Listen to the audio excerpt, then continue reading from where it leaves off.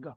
What's up, everybody? Welcome to Tuck Rule Takes, episode 121, the Super Bowl episode of Tuck Rule Takes. We're recording on Sunday, February 11th. Super Bowl, so by the time you're listening to this, all of our picks will probably be wrong in one way or another. But anyways, episode 121, gang's all here. Al, Liam, I'm Mike. Not too much Patriots news to talk about. A couple coaches that have come in, or some player news, I guess, depending on how you want to look at it for a couple different guys. But going to talk about the Hall of Fame as well as obviously Super Bowl picks. But I figure we start with Patriots hiring a coach. But anything you guys want to get off your chest before we any pressing comments you want to make before Super we Bowl get Sunday, baby. Let's get wild. I know. Here's a question. What's the one dish you can't go without on Super Bowl Sunday? Chicken dip. If I don't have buffalo chicken dip, bad things happen to good people. See, I feel like that's the common answer. That's the one. So I was gonna do buffalo chicken dip, but hear me out. This is the dip that we're doing. My wife's actually cutting it all up right now. That's I was helping me for. So it's got this. The sauce or whatever you use is like red wine vinegar with some like oregano, garlic powder, a little bit of olive oil, stuff like that. Are you guys Italian or something? No. Well, we both are a little bit, but nothing like to write home about. But you have 3 or 4 peppers, different ones that you cut up. You got some onions, you got poblano pepper, jalapeno pepper, you got dark red kidney beans and corn. You mix it all together. It's fucking just amazing. A gourmet dish. It is. I was gonna say, what's the name of that dish? I don't know. It's like Mexican something dip, I think. I don't know. But like it is. It's not Mexican street corn, is it? I don't think so. I don't think that's what. Maybe I'll text her, see if she'll tell me if she knows what it's called. But it's so good, and it's not like with buffalo chicken dip, hands down, far and away the best dip out there. But if you eat too much, you feel like shit. You feel like a buffalo chicken. Shit, you could all sorts of rubber too. You could eat so much, and it makes so much. It's a giant fucking bowl. You could eat so much of it. So that's what we're doing. But I do think that buffalo chicken dip is the answer. I think second though, not to piggyback off Liam's, I'm gonna say pizza. I feel like you got to have pizza for the Super Bowl. We're making our own pizza. I know everything's fucking different. So generic.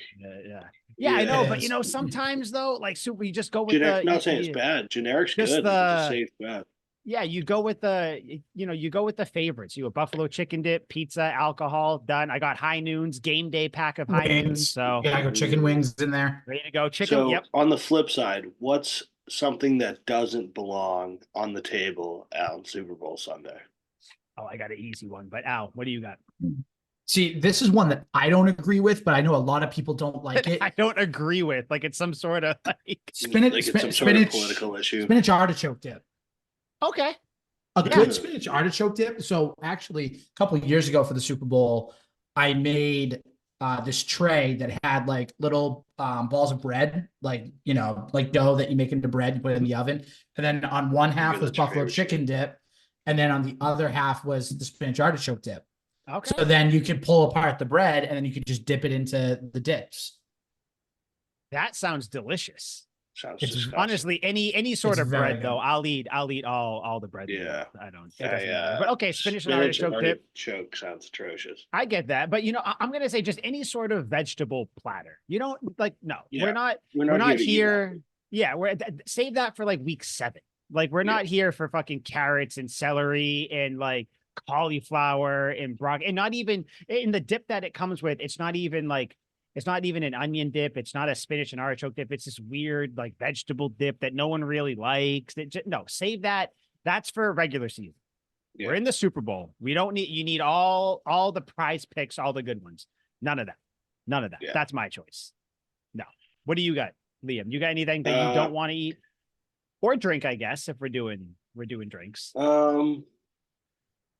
Yeah, like spaghetti and meatballs just doesn't seem like it just seems like an unfitting dish. Like I can't imagine at the Super Have you Bowl. ever been to a Super Bowl much. party that's had spaghetti and meatballs?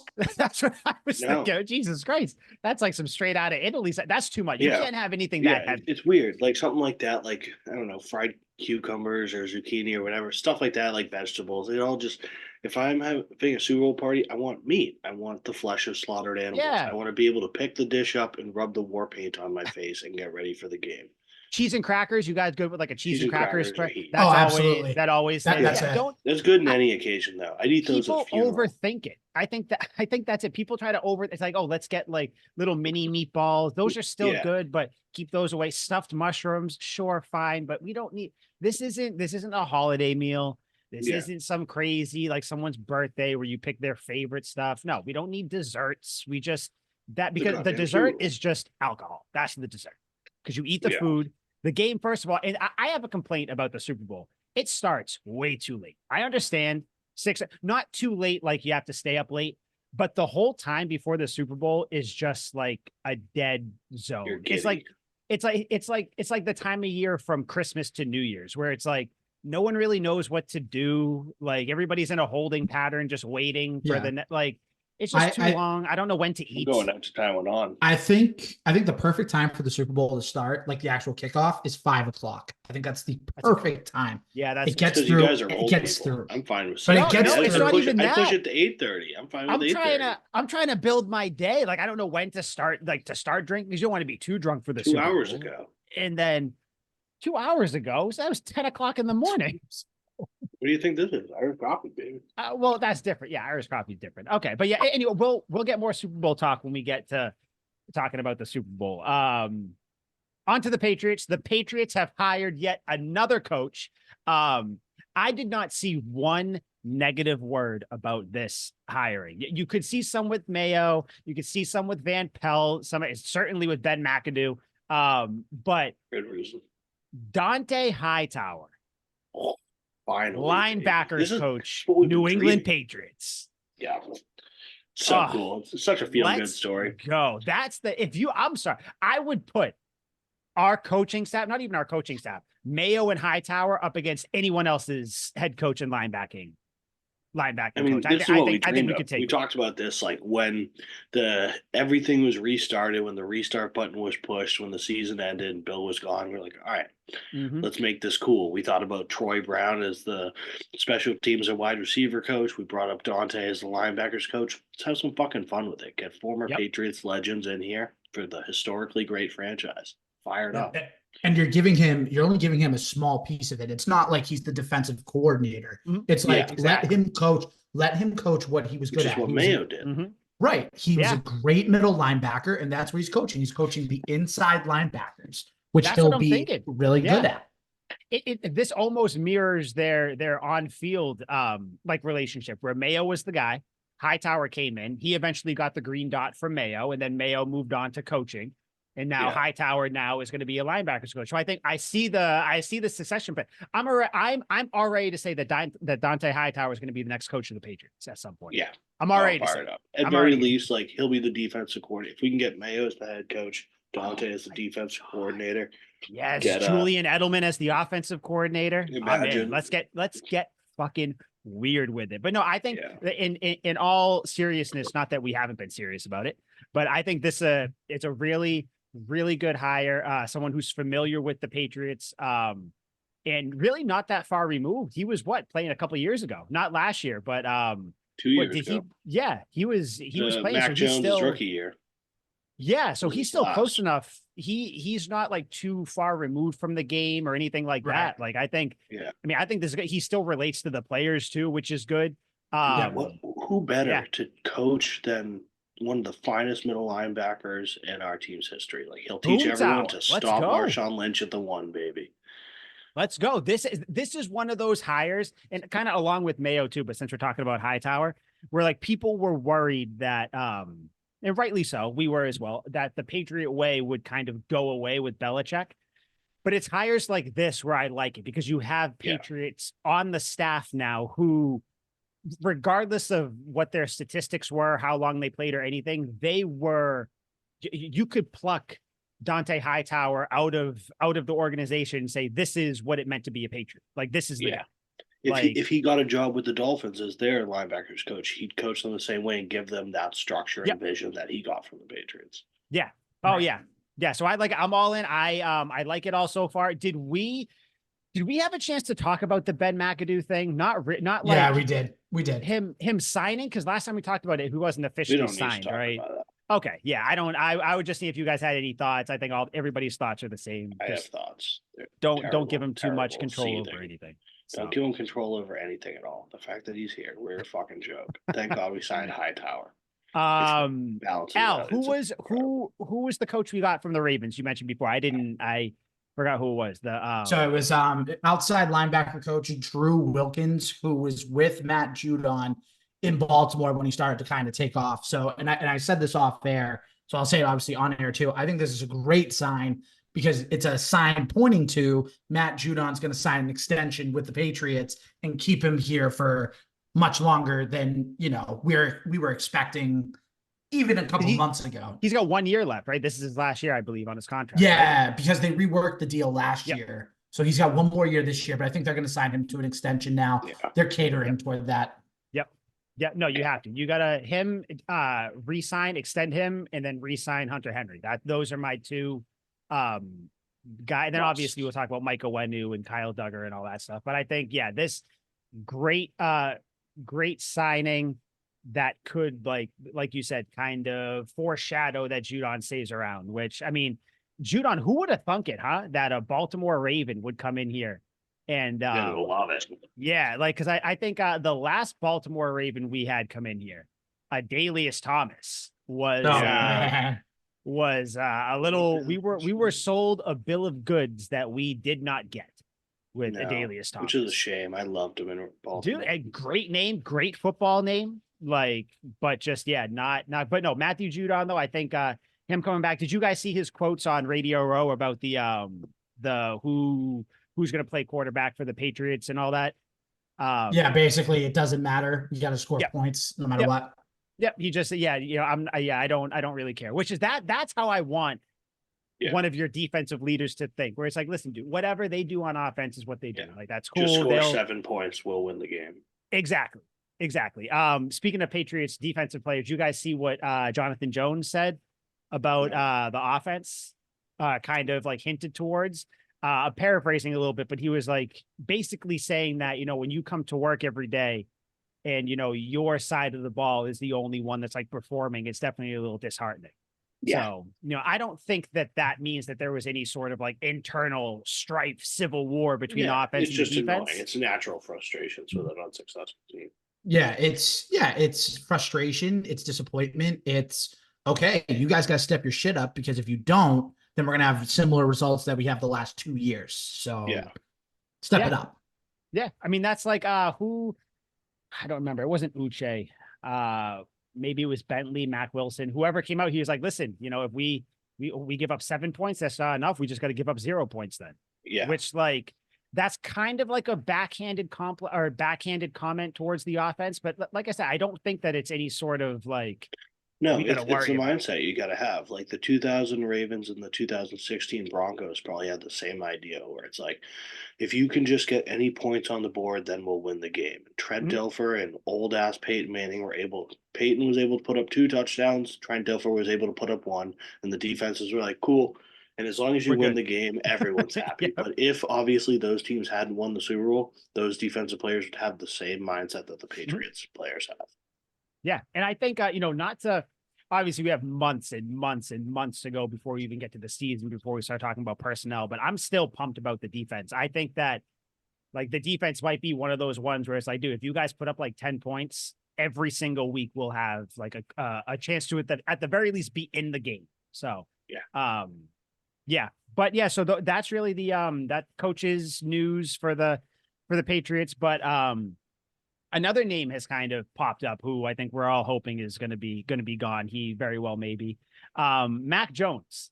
So there was a report from Ian Rappaport, correct, Al, who said that Jones could be a trade chip this offseason or towards the draft or whatever he said, right? Like I'll get the exact quote up in a second. Yeah. My question: what?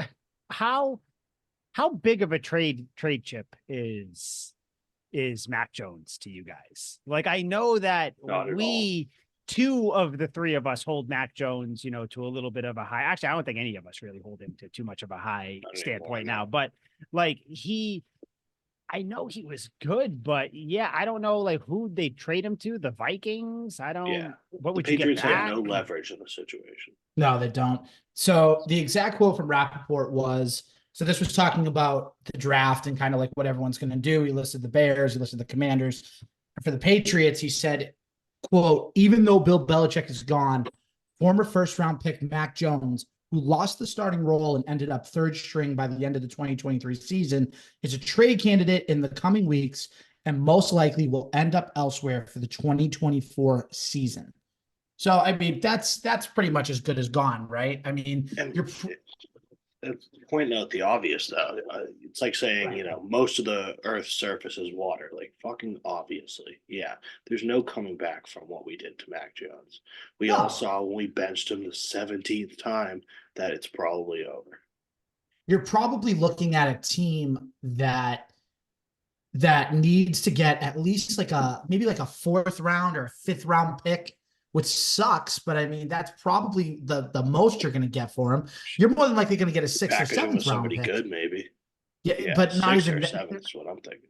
Yeah, maybe a 6th or a 7th, and it's like, who are the teams? Like, okay, maybe the Vikings would take a look at him. That's my only thought is the Vikings, because Kirk Cousins is going to be gone. So like, there's really no other teams. Vikings. Maybe like the Buccaneers, it's like a backup or something like that. But again, it's like you can't really think of any other team that really needs Mac Jones. But they're going to get. There are plenty of teams that would take him as a backup. Like this past season proved that backups are more valuable than ever. Yeah, he's fine to step into a good system with a good team. So it would be like a team like the Vikings, the 49ers, the Bucks, like you guys said, teams like that have an offensive structure in place, a quarterback that has no means of sitting. Like he's definitely their franchise quarterback, but heaven forbid he goes down. They got a guy who can throw a couple touchdowns.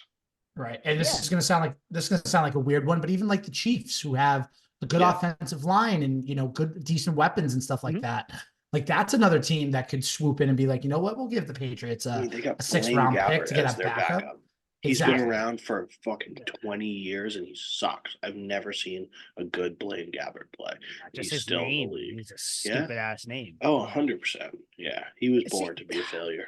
The thing with Mac Jones, I still believe, like, if you put him on a team like the Vikings or the Niners or dude, if he was on the Niners, they'd still be in the Super Bowl. Yeah, that's the thing. Like, he's not bad, because I saw like over the week, like kind of some reporters out there being like, oh, don't be surprised if maybe the Patriots keep Mac Jones on, or like like giving reasons why they should, or why he, a new offensive system, maybe he's the starter. No, listen, I haven't lost faith in Mac Jones being a viable starter in the league.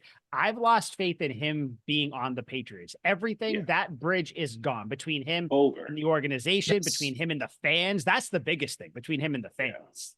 Like the first game he's out there and he throws a pick, he's going to get booed again. It's like, you need to just split. It's not you, it's me. Like, we just got to go. Like that's, So I could see him. I made too many mistakes early on.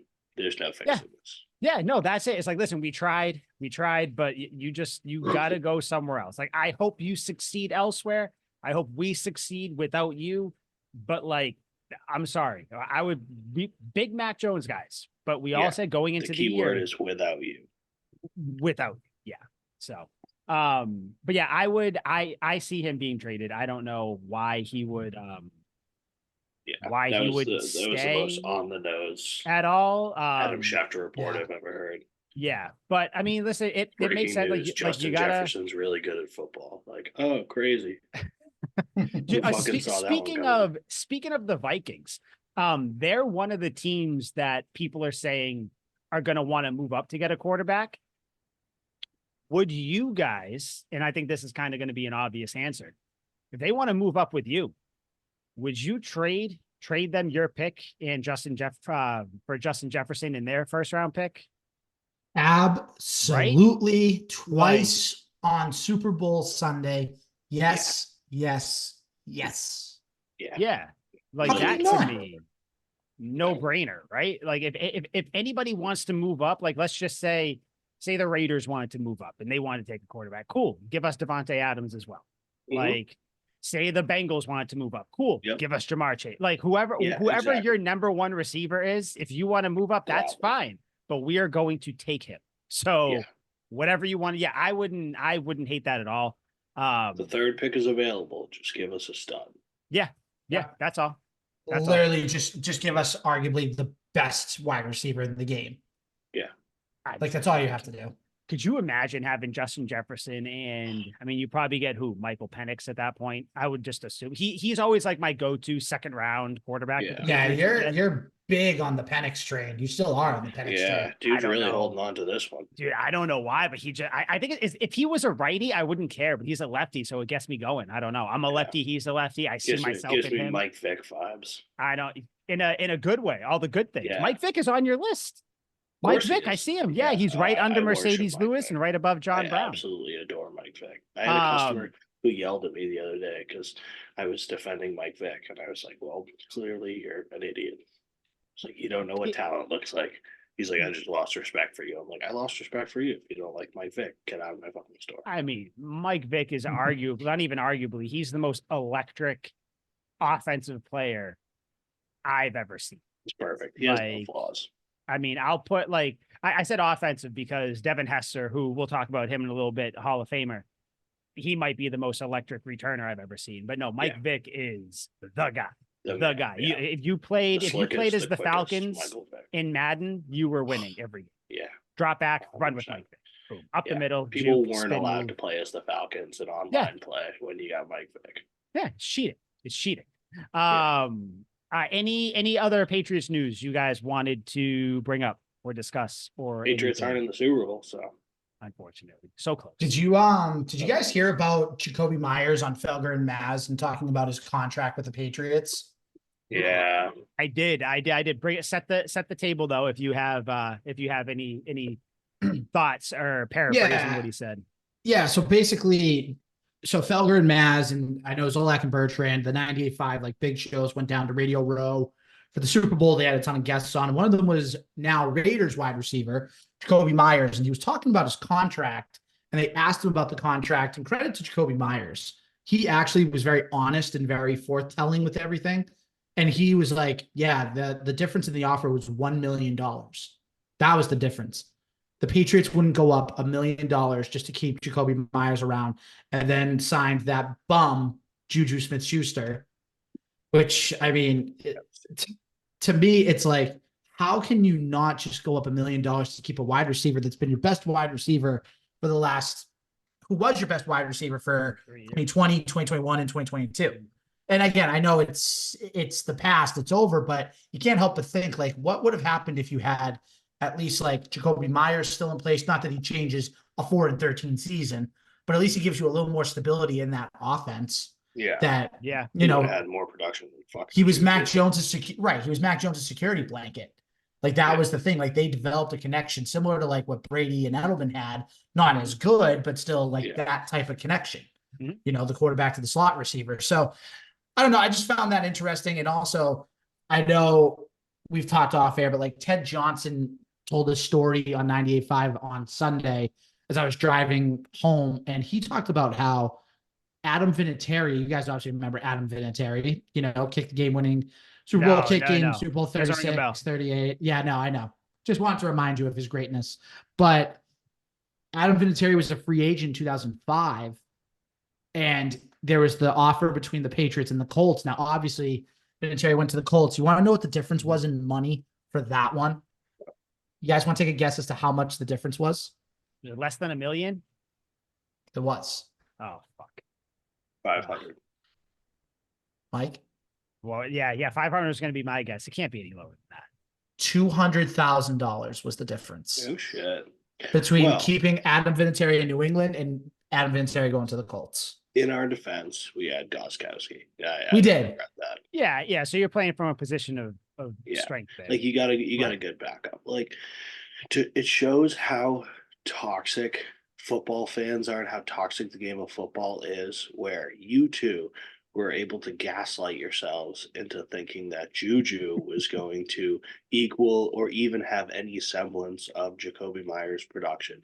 You guys were like, okay, Juju's on the Patriots. It's okay. We can figure this out. All right, Juju, he'll be good. He won a Super Bowl. He And, was he good. can He was he good. can play in the slot. Yeah, he can do what Myers does. He's taller than Myers. Yeah, and you guys were just able to completely, yeah, you guys are lunatics in the fact that this game, this sport that we and everyone in the world is gathered to watch today, was able to gaslight you two into being like, I like this. This is good. We can do this. No. I still think that Juju is a better player than Jakobi Meyers. Like just Dude, full on, I think just talent wise he is. But with it only being $1 million though, like that's one of those things where like it made me think of when I used to sell cars, where it's like the customer is like, it's only this much money. Then I can then turn it around on you and be like, yeah, it is only that much money. So like of course it's a little bit different because talk about millions, however much, but like I'd look at him and be like, yeah, I get that, but Jakobi,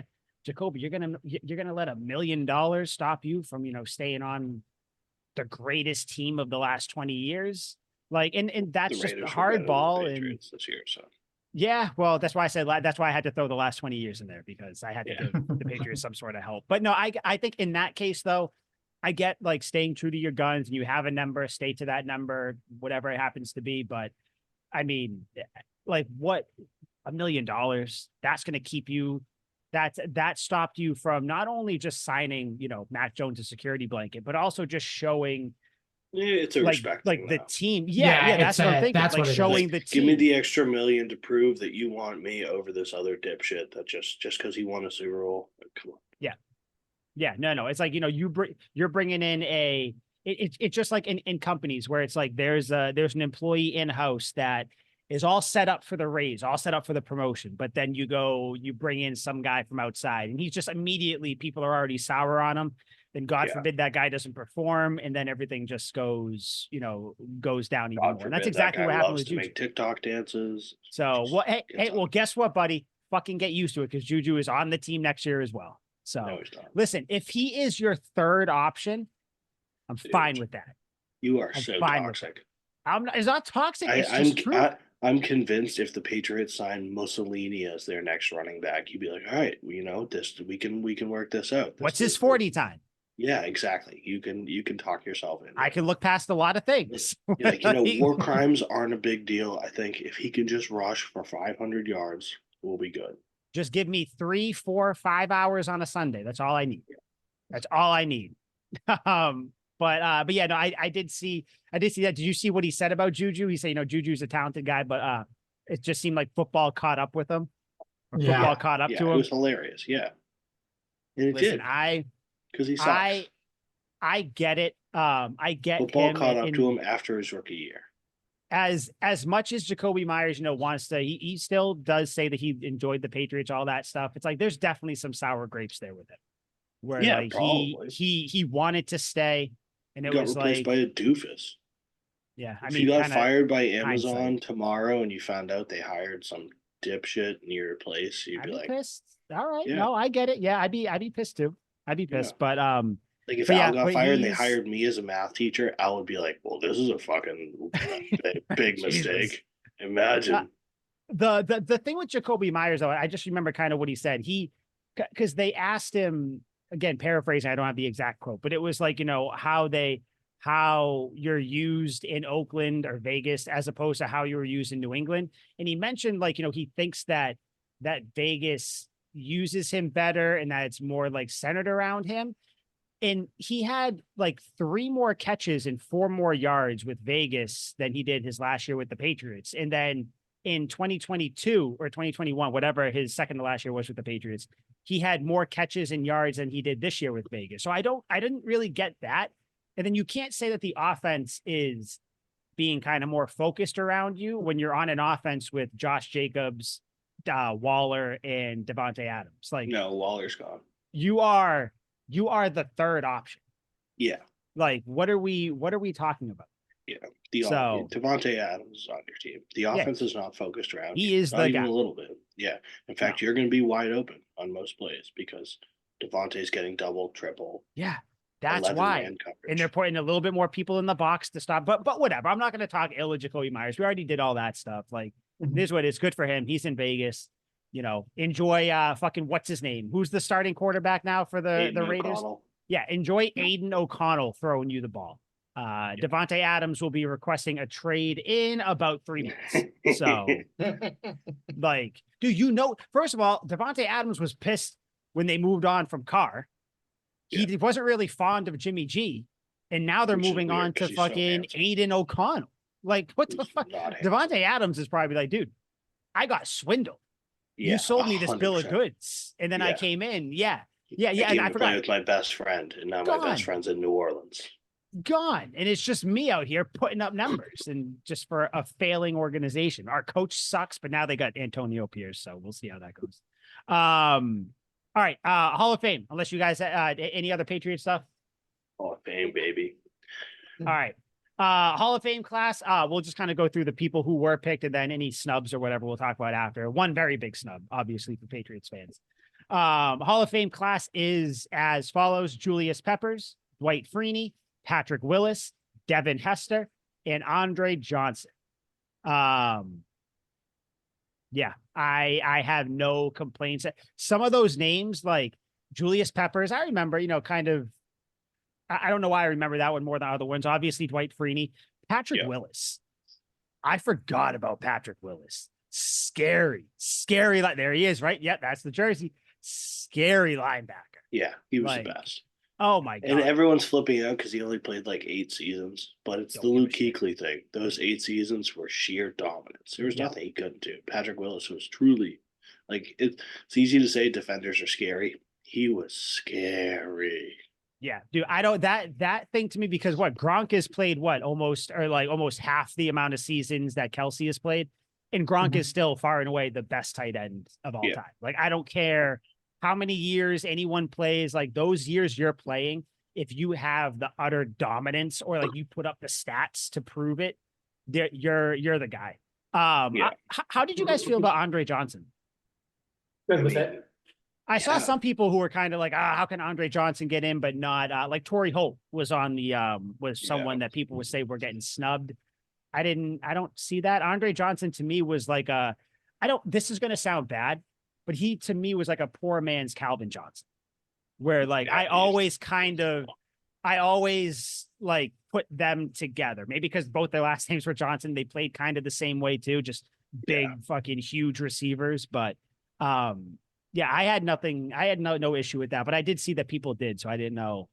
I mean, it's only fitting that 2 University of Miami players get inducted into the Hall of Fame. It's always been about the U, State of the Union, baby.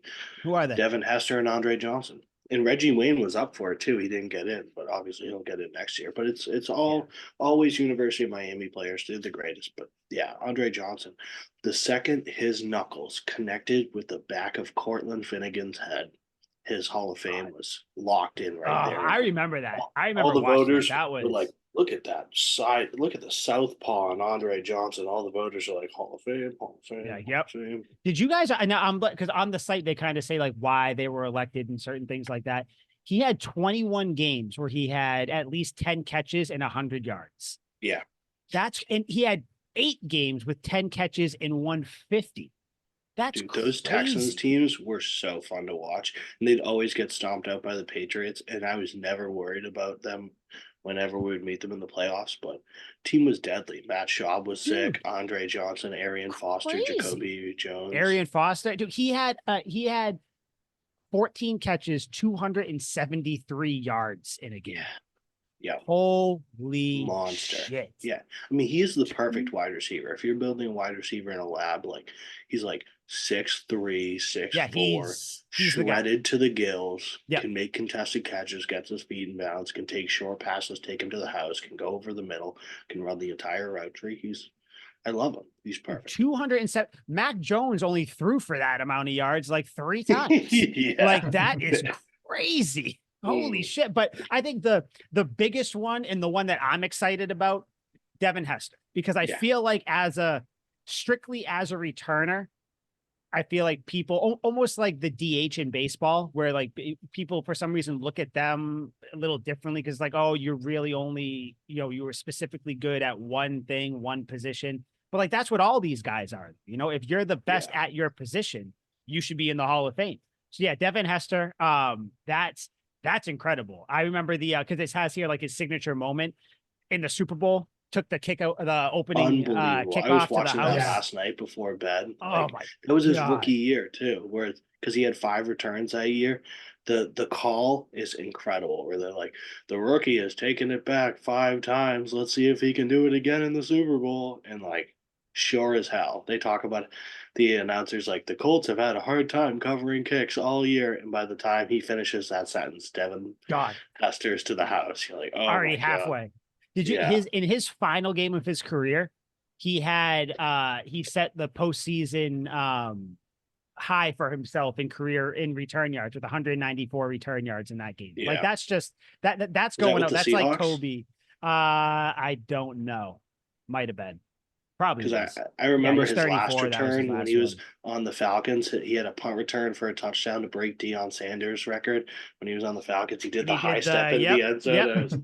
Yeah, I watched a 6-minute compilation today of just him just returning kicks. Who has a 6-minute long return reel? Oh, dude, it's crazy. The only guy I can think of, and I'll always bring him up, Dante Hall. He's the only other guy who just, oh my God, watching them return kicks was amazing. But yeah, those are the guys who got in. Obviously, for Patriots fans, one snub is Rodney Harris. Yeah. I don't think that Rodney Harrison's like popularity is specific to New England, so I don't know why he didn't get it. Is it just because of like how he played, not flashy? Like he's got the rings, he's got like he's got the tape if you want to put it on and watch him play. Like I put him in the same ilk as those like Champ Bailey type safeties, or like in New Age, like Cam Chancellor, like those type, but just better. So I don't know why he didn't get in. Kind of sucks, but I think there's 2 reasons that are going against him, unfortunately. One is he got caught with PEDs. I'm not saying that's to say all be all, but it's like he did. Okay. So that's unfortunately part of it. But I think the second part of it is here and there. Yeah. The second part of it is the reputation as a dirty player. That I think is part of the problem. It shouldn't be a problem. It really shouldn't be, because he had a lot of Terrell Owens problem. Like, that's why he had a lot of good hits. Right. Had a lot of good hits, had a lot of good plays. But unfortunately, some people just can't get over the fact that there were some times where he hit harder than people would have anticipated a play where someone hit somebody at a different speed, different whatever. But again, he should be in the Hall of Fame. There's actually a stat that's going to back it up. Rodney Harrison is one of 2 players in NFL history to have 30 career sacks and 30 career interceptions. You guys know who the other person is? It's the gas man. Oh. Adrian Wilson. Nope. What? Oh. Nope. Ray Lewis.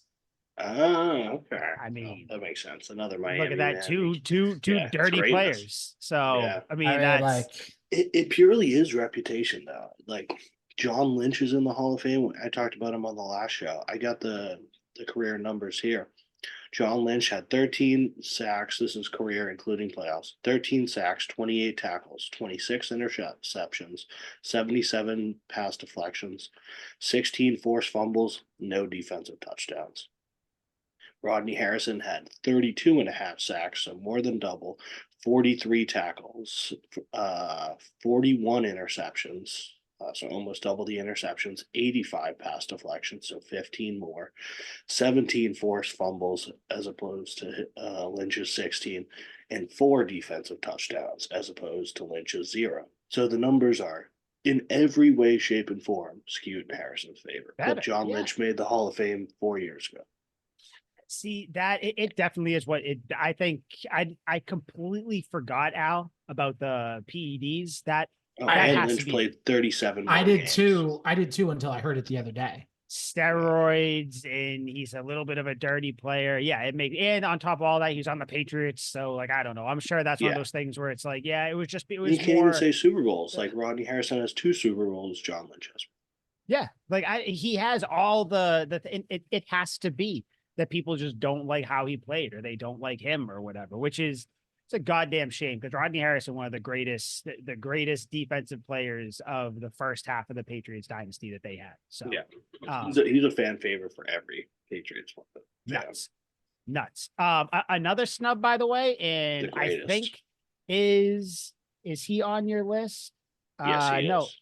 He's the greatest tight end ever, so he should be. I don't think he's on your list. I got to add him on. Okay. Antonio Gates didn't get into the Hall of Fame. The greatest tight end of all time. How does Antonio Gates not get into the Hall of Fame? Yeah, it's preposterous to me. Absolutely baffling. Where he has him and Phillip Rivers have the best quarterback tight end connection, still holding up to Mahomes and Kelsey, like still better. I think it's touchdowns and receptions are still better. It makes absolutely no sense to be on that one. Where we look at Andre Johnson, I love Andre Johnson. I think he deserves it. If I had to make the sacrifice, I'd take Andre Johnson out to put Antonio Gates and a lot of the guys who made the Hall of Fame class this year. I can replace them with Antonio Gates and feel good about it. Devin Hester, hate to do it. I'm really happy he made it in. A lot of people said he wasn't going to. Yeah, but dude, give me the gate. The teams would leave the gate wide open every fucking game. And he wasn't athletic. He wasn't fast. He's just out there rebounding. It was incredible. So undrafted. Shannon Sharp is a Hall of Famer, correct? Yes. Shannon Sharp has 815 catches, 10,060 yards, and 62 touchdowns, right? Yeah.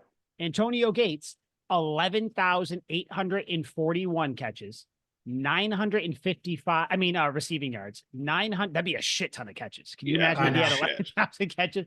I wouldn't be surprised. Crazy. 955 catches and 116 touchdowns. This is another one of those Rodney Harrison things, but just even more so. Antonio Gates is better than one of the tight ends that you have in the Hall of Fame. How is he not in the Hall of Fame? There are quarterbacks that don't throw 116 touchdowns their entire career. I think people might overthink it. I just look at it. I used to play this game with my friends all the time where it's like you throw football players out there, throw names out there, and you have like 3 seconds, Hall of Famer or not. I think that is like one of the best gauges for if someone should be a Hall of Famer. It's like, listen, if I you don't have to think about it. Yeah. If I say Antonio Gates, we all say, Hall of Famer. Yeah. If we say Tom Brady, Hall of Famer. If we say Devontae Adams, Hall of Famer. Right now, retired, Hall of Famer. Like you say these days, like it should be one of those things, but like I don't know if people are just overthinking it or what it is. You are literally talking about it was him and Tony Gonzalez. They were the two that Tony they were took the a two little while greatest. To get him too, I believe. Yeah, like what are you doing? What are you doing? Get him in. I wonder if it's the lack of Super Bowls, maybe. I guess, yeah. But I mean, I don't know. Like, okay, then maybe it'll take him a little bit to get in, I guess. Kellen Winslow Sr. didn't win a Super Bowl. He made it in, no problem. Yeah. So I don't know. I don't agree with that one. I think that is I'm putting Antonio Gates on your list, by the way. Yeah, Antonio please do. Yeah, I still see Vegas jersey. I think that might be a bigger snub than Rodney Harrison, to be honest with you.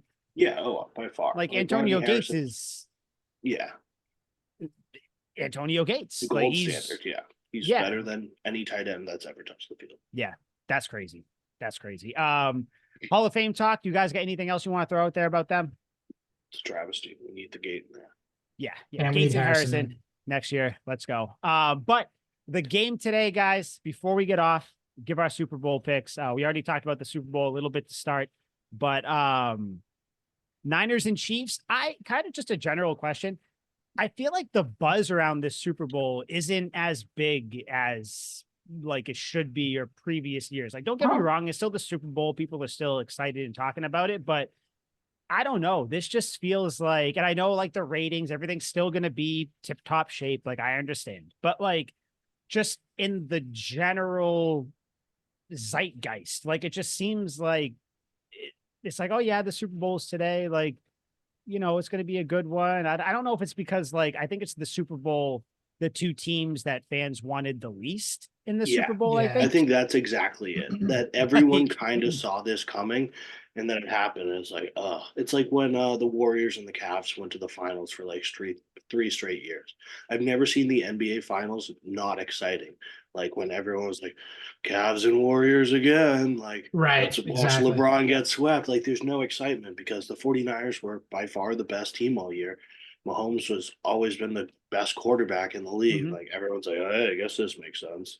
Is this how people felt about the Patriots? Yes. No, but people would get excited about the teams that the Patriots were playing, though. People would get excited about the team. People wanted to see the Patriots lose. People would be like, the Falcons are in the Super Bowl? Holy shit. Like, people got excited. People would be like, the Seahawks. Like, people were jazzed up. The Rams, the Seahawks were the Rams were like the greatest show on turf, part 2, 1 and 2. They're like, this is incredible. People were excited about the teams the Patriots played. Everyone was not even now. Yeah, it's like people like the Niners to me, like I don't want to say because like they are exciting, but like they're not like I can't get all jazzed up for Brock Purdy. Like and I know like the defense is good, but like it is what it is. Offense, like Christian McCaffrey's like, electric. Like he's fun to watch, but like kind of a whatever team. And the Chiefs are like they're like the worst good team I've ever seen. Like they're very good. Do not get me wrong, but they're not fun to watch. It's like they struggle their way to the Super Bowl, which I'm not even saying it in a bad way. Like it does it remind you of the 2018 Patriots, a team that wasn't that good, but they still made the Super Bowl? They just enforce their like will on everybody. Exactly. They just won the game. Like it's almost like they got lucky too. Like the Chiefs put up 17 points last week. If the Ravens played a halfway decent game like they had all season, they would have won. Yeah. And then the Bills game with the Chiefs could have went either way, and it came down to the Bills being a dog shit fucking cursed franchise. And like everyone's like, well, the Chiefs did it again. Like no one's really impressed with the Chiefs, especially because they don't look good. We were so close to getting a Lions-Ravens Super Bowl. Like, and I don't even like the Ravens, but like they would have been more excited. Like Ravens, a new team in the Super Bowl. Like Lamar Jackson, that's a fun thing to watch. The Lions had the game. And they shit it away. It seems like everybody's just kind of like all right, I guess we'll just talk about like if Taylor Swift's going to get to the game from Tokyo. Like that's probably a huge reason for the Super Bowl fatigue too. People are fucking tired of it. That's another thing. Like it's kind of died down since then, but like people got to calm down. Like they don't even really talk about it anymore. And when they do, it's just fucking Tony Romo calling her Travis Kelce's wife. Like I don't. He really takes the liberty there. I think it's a bigger indictment on the teams in the Super Bowl that like the story going into this day is like, yeah, sure. Like the Chiefs in the Niners are playing, but like fucking Taylor Swift guys, we're really going to talk about her more. Like it is crazy that and I do think if you had the Lions and the Ravens or like the Lions and the Chiefs, like there'd be more football centric talk going on right now, but there just isn't. Cause I don't think anyone other than the fans of the teams, no one is like invested one way or another. Like no one hates the Chiefs enough to see them lose. Like no one hates the Niners enough to see them lose. Everyone in America wants the Niners to win, but they know the Chiefs are going to win. And everyone's like, oh, this blows. Yeah. Oh God. And when that happens, do you know how insufferable the NFL script jokes are going to be? Just stop. Just get them all out of the way now, because those jokes stop being funny like a week after that skit aired. Like it's incredible how people can recycle jokes over and enough. The skit, Taylor Swift, Travis Kelce, blah blah. We get it. The script writers. That's why the league is fixed. That's not why the league is fixed. The league is fixed because it's a crooked goddamn league and it's all about betting. That's why the league is fixed. It has nothing to do with Taylor Swift and fucking Travis Kelce getting married at the 50-yard line. But anyways, though, picks, I guess we'll go around. Al, Niners, Chiefs, who you got? All right, I'm just going to stick with the pick that I've been telling everybody and entered into content. 49ers 27, Chiefs 21. I got the upset. Kind of a high-scoring Super Bowl, isn't it? Isn't that kind of, it's expected, though. Damn. Yeah. High-ish scoring. Okay. All right, I'm kind of a little bit different. I'm going to go 24-17, and I don't want it to happen. I think it's going to happen. 24-17 Chiefs. And I think you get the fucking Taylor Swift, Travis Kelce kissing on the 50-yard line. I think with the confetti and all probably that a proposal shit. too. No. I don't think a proposal. I don't think she's corny enough for that. And I don't think Travis Kelce is corny enough for that either, for being honest. But yeah, that's my thing. Yeah, 24-17. That's my final. My number one rule for betting was, you don't bet with your heart, you bet with your cock. Like let's use some thought here. But if I was smart, I would say the Chiefs, but I won't. I'm gonna roll with my cock on this one and say 49ers win 35-24. Holy shit. Okay. Yeah, Christian McCaffrey gets 2 tubs. Gets one at the end to ice it. George Kittle gets 2 tubs. George Kittle. Brock Purdy runs one in from the 5. Who for your teams for when they win, who gets the MVP? McCaffrey. Yeah, Purdy gets it. Yeah, I mean, I'm obviously going Mahomes if the Chiefs win. I think it's boy. Gets the honestly, what they should do is give an honorary MVP to Taylor Swift. That would be some like cringeworthy shit. Yeah, that like no one would watch football next season. Like we're joking about it. Do you guys not think it's in the realm of possibility that they're like, oh, and Taylor, we got an honorary fucking trophy for you? That is even where I'd be like, all right, like enough, guys. That is just be normal. Just fucking be normal about this. She's a celebrity. Calm down. Like the Lakers didn't have a huge ceremony when Jack Nicholson would show up to the NBA finals for 5 straight years. No, you show them here and there, and then that's it. Like, I get showing her after, like, maybe Travis Kelce touchdowns. I understand. But, like, they just go to her when there's, like, dead air, and they're like, oh, and there's Taylor Swift with Mama Kelce. Although now it's actually interesting because now they have Jason Kelce up there with her. So, like, I'm kind of all in on that. Yeah. What I want to see now. Okay, now we'll talk about what I want to see. I want to see Jason Kelce pouring fucking beer into Taylor Swift's mouth. That's what I want. It would be incredible. I want to see some stone cold fucking bashing. Be there, like, be cool. I want to see her fucking chugging tequila sodas, getting wild. And honestly, dude, she seems fun. Like when she's just out there, she seems like someone who's kind of fun to like hang around. Like she drinks and shit. I mean, she does her thing. Hot. She seems like she's like kind of down with whatever, but like hanging out wise. But it's like, dude, I'd be annoyed as shit. Whenever like the camera would show me, I would just be angry. I would just flip off the camera every time. Like, enough. But no, that's what I want to see. I want to see some stone cold beer bash shit up there with them. Fucking jump into the fans, pouring alcohol around. That's what I want to see. Or maybe I'll just have to do that at home while I watch the game. I don't know. But also though, when it comes out, you get people will have already seen it. Kind of selfishly, Deadpool 3 trailer is going to happen during the Super Bowl. I'm fucking pumped about that. I don't think it's fucking Ryan Reynolds and Hugh Jackman. Like, dude, Deadpool and Wolverine. Like, that's all I need. That's all I need. I love fucking Deadpool. Cannot wait. I watched the first 2 movies. Awesome fucking movies. You're a Marvel nerd. Oh, big. I rewatched all the X-Men movies recently. All of them. Back to fucking 2000. I watched the Deadpool ones. You're 68 years old, but you like things for 14 years. I'm 32, but I have 68-year-old knees. So that's what's going on. My knees are shot. But enough about me. Anything else you guys want to say before we get out and Liam goes 49ers and drinks himself to death? Oh yeah. I will say I want the 49ers to win because I want George Kittle to get a Super Bowl. Because if he gets a Super Bowl, I think he's a Hall of Fame. And Kyle Shanahan. I want to see Kyle Shanahan get one. I don't give a shit about Kyle, but I mean, that'd be cool. Famer, but he's pretty good. Oh, I don't know, man. I love Kittle. He's Kittle. Man. Yeah, he is. But... Yeah. But no, I see here Christian McCaffrey deserves one, I think, too. Yeah, he's a Hall of Famer. Oh, yeah. Especially if he keeps playing how he is. I guess Brock Purdy, that's a crazy. Yeah, that will be one of those stats story. 15 years from now. Who was in the Niners-Chiefs Super Bowl? Patrick Mahomes was going against what quarterback for the Niners? People will sit there and be like, I don't. Blaine Gabbert? Who was it? Oh yeah, Brock Purdy. dude who wore cowboy hats. Yeah, it'll be nice too. We don't have to hear the Tom Brady is the last pick of the draft. This dude is the last pick. Oh my God. Yeah, I've had enough of that.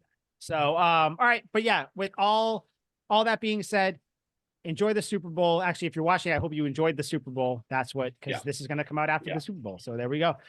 So for Al, Liam, I'm Mike, Tuck Rule Takes, episode 121. We'll see you after the Super Bowl. We out.